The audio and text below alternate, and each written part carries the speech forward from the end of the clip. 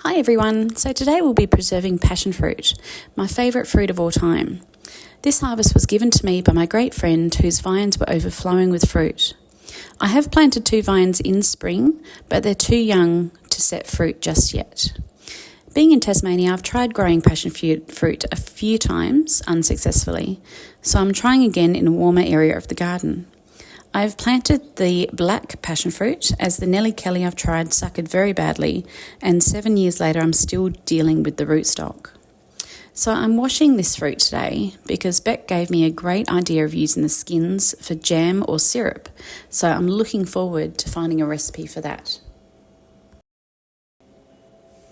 Okay, so I'm cutting these passion fruit in half. Now I did watch a YouTuber yesterday actually, so after I'd already cut these off, and she had actually cut the stems off first and then just sliced the top off, which would have been a great idea. Instead of having 2 halves, you could have just used 3/4 of the leftover fruit to actually scoop out, which was very smart, so I'll be doing that next time. And also she removed the stems first, so now I'm going to have to go back and find all the little stems and cut them off so I can use the whole fruit for jams and stuff, because you don't want the stems in there. Now, I'm very eagerly awaiting my jars, so I do wash them in the dishwasher. It sanitises them all in one go, so that's finished. So I'll be taking those out now. Now, I get these little square jars. I love them. I actually get them from work. They throw them out, so I collect them. With the lids and all, so they're very useful. I do like reusing the jars, and here I am just filling the jars rather. Now you can either fill them straight into the jar or into a container where you can tip them into the jar itself. I have no worries just scooping them out into the jar. I'm going to be wiping all the rims anyway, so that's not an issue.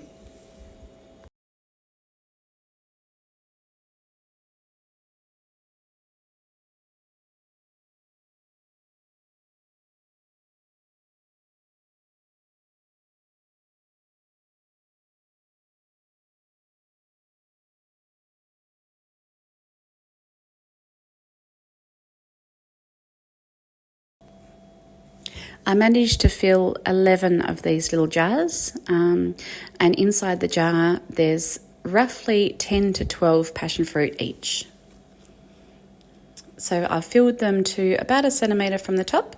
I have wiped all the rims with vinegar. I did forget to record that, but each rim has been wiped clean with vinegar. I'm just putting the tops on straight out of the dishwasher, and then they're going to go into my Fowler Vacola water bath. So this, you just pop the jars in and you fill it to the desired level, which is just on the handles there, you can see on the top left.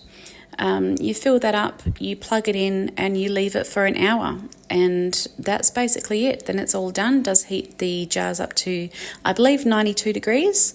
If it does boil before the hour is up, you just turn the power off, leave it on for the whole hour. So, turn the power off, leave the lid on, and just let the hour proceed.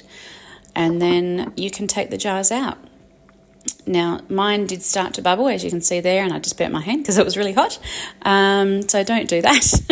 And then now is when the jars are cool enough to take out. I did drain the water out. As you can see, I'm using my hands. If yours is hot, do not do that. But mine is, reasonably cool enough to touch. So I take them out and I pop them on the bench to cool, and allow them to sit there for a good 12 to 24 hours. I'm normally a little bit impatient, so I don't wait that long to see if it's sealed, but today I was doing it quite late, so this is the next morning. They're all out. I did have one that did not seal, so I did reprocess that one. So as you can see here, these ones they don't push in, as it has created a good seal. You can see that, but this one clicks.